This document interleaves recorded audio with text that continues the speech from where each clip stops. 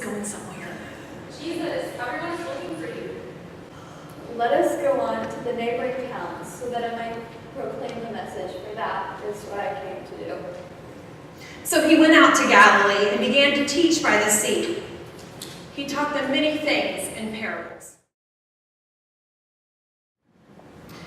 Jesus said to the crowd, "A farmer went out to sow some seed. And as he was sowing, some seed fell along the path. The birds came and ate it up.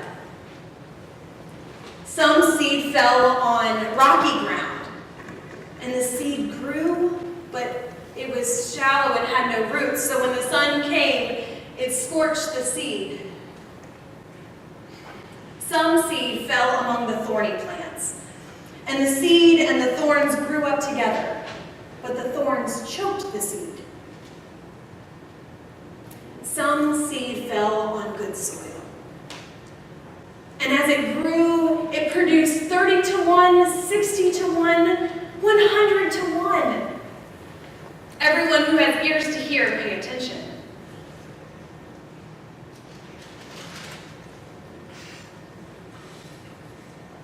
So when they were alone, people asked Jesus about what the parables meant. So, what did that mean? The secret of God's kingdom has been given to you, but to those outside, everything comes to them in parables. This is so that they can look and see but have no insight, and they can hear but not understand. Otherwise, they might turn their lives around and be forgiven.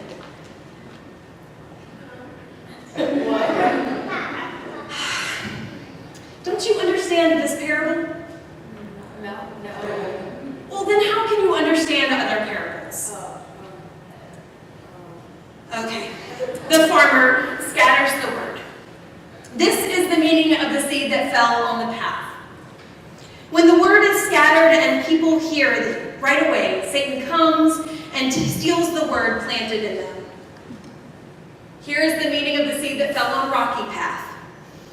When the people hear the word, they immediately receive it joyfully. But because they have no roots, they only last for a little while. When they experience distress or abuse because of the word, they immediately fall away.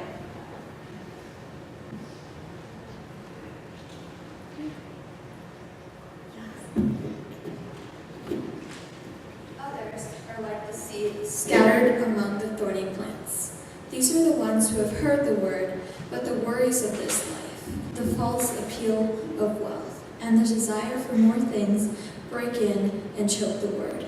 It bears no fruit.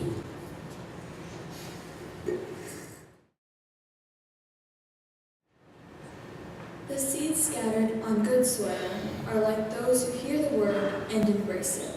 They bear fruit. In one case, a yield of 30 to 1. In another case, 60 to 1. And in another, 100 to 1. This is what God's kingdom is like. Because someone scatters seed on the ground, then sleeps and wakes night and day. The seed sprouts and grows, but the farmer does not know how. The earth produces crops all by itself. First the stalk, then the head, then the full head of grain. Whenever the crop is ready, the farmer goes out to cut the grain because it is harvest time. I still don't get it. Okay. What is a good image for God's kingdom? What parable can I use to explain it? Consider a mustard seed.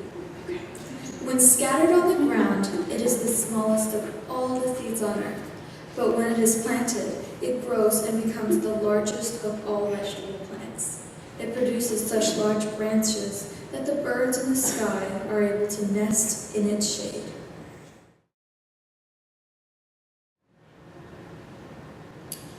After Jesus entered Jerusalem and went into the temple, When he looked around at everything, as it was already late, he went out to Bethany with the 12. After leaving Bethany, Jesus was hungry. From far away, he noticed a fig tree and leaf, so he went to see if he could find anything on it. When he came to it, he found nothing except leaves, since it wasn't the season for figs. So Jesus said to the tree, "No one will ever again eat your fruit."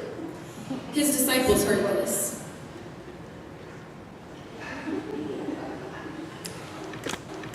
Early in the morning, as Jesus and his disciples were walking along, they saw the fig tree withered from the root up.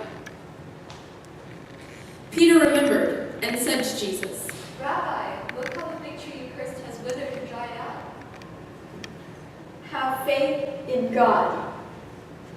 I assure you that. Have faith in God. If you have faith in God and don't doubt, you can tell this mountain to get up and jump into the sea, and it will. I'm sorry, Mr. Mountain. This parable from the fig tree. After its branch becomes tender and it sprouts new leaves, you know that summer is near. In the same way, when you see these things happening, you know that he is near, at the door. I assure you that this generation won't pass away until all these things happen. Heaven and earth will pass away, but my words will certainly not pass away. But nobody knows when that day or hour will come. Not the angels in heaven, and not the Son.